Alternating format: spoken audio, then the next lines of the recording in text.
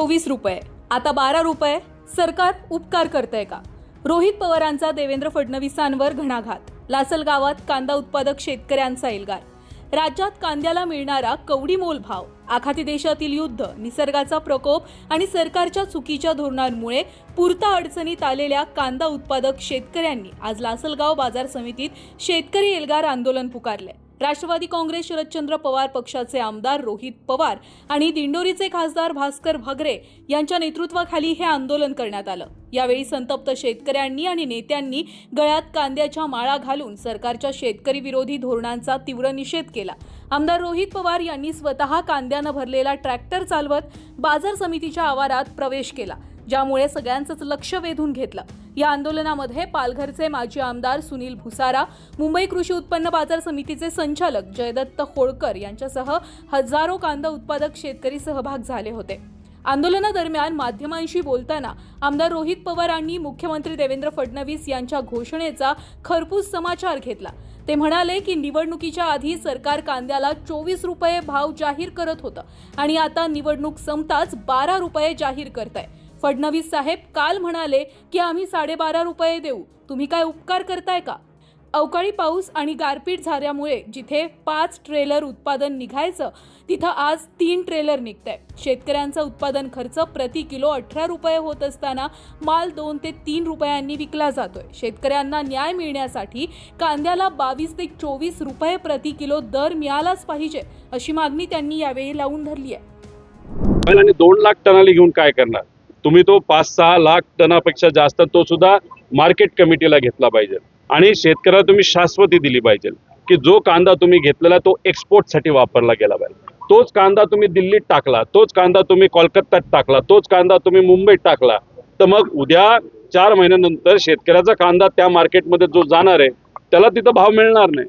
कारण आत्ता जो काही कांदा आलेला आहे तो फक्त रब्बीचा 5% कांदा शेतकऱ्याच्या मार्केटमध्ये आलेला आहे. अजून 95% कांदा तसा बाकी आहे. त्यामुळे धोरण करत असताना तुम्ही विश्वासात घ्या ना. राजकीय नेत्यांना घेता येत नसेल तर मार्केट कमिटीच्या प्रमुख लोकांना तुम्ही घ्या आणि धोरण करा. त्यामुळे नाफेडमध्ये मोठ्या प्रमाणात बदल करण्याची त्या ठिकाणी जरूरत आहे. आणि ते काही या फार्मर प्रोड्युसर कंपनी सगळ्याच खराब आहेत असं म्हणणार नाही, पण अशा बहुतांश कंपन्या त्याच्यात फक्त नावं काढली जातात, जवळच्या लोकांची नावं काढून पैसा घेतला जातो आणि त्याच्यात भ्रष्टाचार मात्र त्या ठिकाणी मोठ्या प्रमाणात होतो. त्यामुळे कुठल्या शेतकऱ्याला भाव मिळाला हे कुठंच काही कळत नाही. त्यामुळे जे काय करायचे ते मार्केट कमिटीमध्येच येऊन नाफेडली खरेदी केली तर स्पर्धा होऊन लोकांना तिथे न्याय मिळू शकतो. हा विषय नाशिक जिल्ह्यातील शेतकऱ्यांसाठी अतिशय जिव्हाळ्याचा आहे आणि याच कांदा उत्पादक शेतकऱ्यांनी लोकसभेला तुम्हाला भरभरून मदत केली होती. या सगळ्या अनुषंगानं तुम्ही आज आंदोलन करताय, काय मुद्दे घेऊन तुम्ही आंदोलन करताय? एक तर आमचं हेच म्हणणं आहे की शेतकऱ्याकडे बघत असताना त्याच्यामध्ये कुणीही त्या ठिकाणी राजकारण केलं नाही पाहिजे.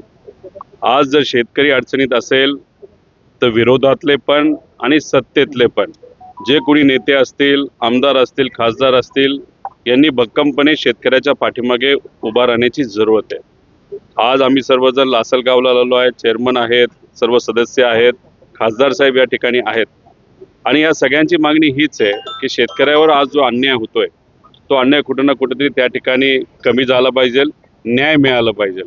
आज शेतकरी स्वतःली कष्टाली पिकवलेला जो काही कांदा आहे कुठेतरी ₹3, ₹4, ₹5, काही शेतकऱ्याला तर ₹1 अशा पद्धतीने जर भाव मिळत असेल आणि उत्पादनाचा खर्च हा कमीत कमी किलोला ₹20 पेक्षा जास्त आहे आणि मग असं असताना काल देवेंद्र फडणवीस साहेबांनी आम्ही ₹12.5 कांदा खरेदी करू, तो सुद्धा 2 लाख टन, म्हणजे रब्बीचा कांदा आपण जर बघितलं तर आपल्या महाराष्ट्रामध्ये 70 लाख टन कांदा बनतो आणि 2 लाख टन तुम्ही घेणार आणि नाफेडकडनं घेणार तर घेणार, पण तुम्ही डायरेक्ट दिल्ली आणि मार्केटला जाऊन विकणार तर उद्या जाऊन जे रेट वाढणार आहेत ते सुद्धा आमच्या शेतकऱ्याचे रेट वाढणार नाही. त्यामुळे इथं आज आम्ही शेतकऱ्यांशी संवाद साधण्यासाठी आलेलो आहे. शेतकऱ्यांनी विनंती केलेली आहे, आम्हाला त्या ठिकाणी बोलवलेलं आहे. आम्ही त्यांच्याशी संवाद साधून पुढं काय करायचं हे त्या ठिकाणी निर्णय घेणार आहोत. पण अतिशय वाईट परिस्थिती आज शेतकऱ्याची आहे. लासलगाव या महाराष्ट्रातलं ठराविक जे मोठे मार्केट कमिटी आहेत त्यातली एक आहे. त्यामुळे इथे असणारा शेतकरी मोठ्या प्रमाणात कांदा घेऊन इथं येतो. त्यामुळे इथं शेतकरी आज जो आलेला आहे तो मोठ्या संख्येने आलेला आहे आणि मग त्यांच्याशी संवाद साधून पुढं काय करायचं हे आम्ही सर्वजण ठरवणार आहोत. नाही बघा, गेल्या वेळेस इलेक्शनच्या आधी 200 रुपये कांदा अनुदान हे डिक्लेअर केलं होतं राज्य शासनाने. 50 रुपये फक्त आले, बाकी 150 रुपयाचं काय. त्याच्याच बरोबर होतं काय की इलेक्शनच्या आधी तिथं सांगितलं जातं, आता 2023ला 24 रुपये डिक्लेअर केले होते की, पण तेव्हा मार्केट 28 रुपये होतं. तेव्हा डिक्लेअर करायचं म्हणून त्यांनी 24 रुपये आम्ही कांदा खरेदी करू. अहो पण आत्ता खऱ्या अर्थाने शेतकऱ्याला जरूरत आहे, जेव्हा रेट हा 5, 6, 4, 2 रुपयाला आहे, तेव्हा तुम्ही कुठेतरी बोललं पाहिजे की आम्ही 24 रुपयाला घेऊ. पण तसं कुठंच काय होताना दिसत नाही. आणि दुसरी एक गोष्ट महत्त्वाची आहे की फार्मर प्रोड्युसर कंपन्या ह्या महत्त्वाच्या आहेत. पण कांद्याच्या बाबतीत होतं काय की नाफेड या कंपनीबरोबर जे टायअप करतं त्याच्यामध्ये मोठ्या प्रमाणात भ्रष्टाचार होतो, हे आम्हाला त्या ठिकाणी जाणवलेलं आहे. त्यामुळे पूर्वी काय व्हायचं, मार्केट कमिटीमध्ये नाफेड पण यायचं, व्यापारी पण राहायचे, त्यांच्यात आपापसात एक स्पर्धा व्हायची आणि त्याचा फायदा शेतकऱ्याचा मिळायचा. तो त्या ठिकाणी होत नाही. तुम्हाला आश्चर्य वाटेल की हे जे काही फार्मर प्रोड्युसर कंपनी आणि नाफेड बरोबर एक कंपनी अशी पण होती ज्याच्यामध्ये खरात जो नाशिकचा आहे ना, जो एकदम फेमस भोंदू बाबा, तो सुद्धा त्याच्यामध्ये, आणि त्याच्यात त्यांनी भ्रष्टाचार केला, पैसा खाल्लेला आहे. म्हणजे शेतकऱ्यांना पैसा मिळालाच नाही. खोट्या शेतकऱ्यांच्या नावावर पैसे काढले गेले आणि खरा शेतकरी मात्र त्या ठिकाणी अडचणीत आलेला आहे. अशी आजची परिस्थिती आहे. त्यामुळे मार्केट कमिटीला विश्वासात घेऊन शेतकऱ्याला काय करायचं हे तिथं शासनाने ठरवलं पाहिजे.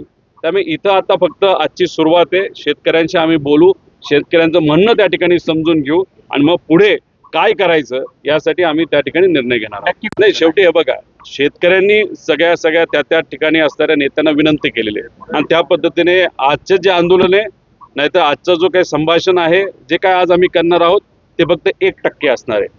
आज आणि या पुढच्या काही दिवसांमध्ये राज्य सरकार आणि केंद्र सरकारने जर आम्हाला सिरियसली घेतलं नाही, आमच्या शेतकऱ्याला सिरियसली घेतलं नाही, तर मग दिल्लीला जाणारा नाशिकमधून जो रस्ता आहे तो आम्ही त्या ठिकाणी बंद करू शकणार आणि करणार म्हणजे करणार.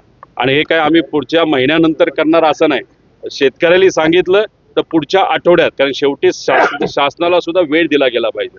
त्यामुळे 1 आठवड्याचा वेळ तिथं आपण देऊ आणि वेळ दिल्यानंतर मग 26 तारखेला म्हणजे मंगळवार असेल, चांदवड, बरोबर ना, चांदवडच्या इथं कुठंतरी आम्ही सर्व 10-20 हजार शेतकरी एकत्रित येऊन, नाही तर कदाचित तो आकडा अजून वाढू शकतो. त्यामुळे असा तमाशा नको पाहिजे असेल शासनाला, तर तुमच्याकडे 5-6 दिवस आहेत, तुम्ही ते सगळं समजून घ्या. आणि जर समजा आजच शेतकऱ्यांनी आम्हाला विनंती केली की नाही, शासनाला दाखवून द्या आमची अडचण काय, तर आम्ही शेतकऱ्यांशी आत्ता बोलू, संभाषण करू आणि मग निर्णय त्या ठिकाणी घेऊ.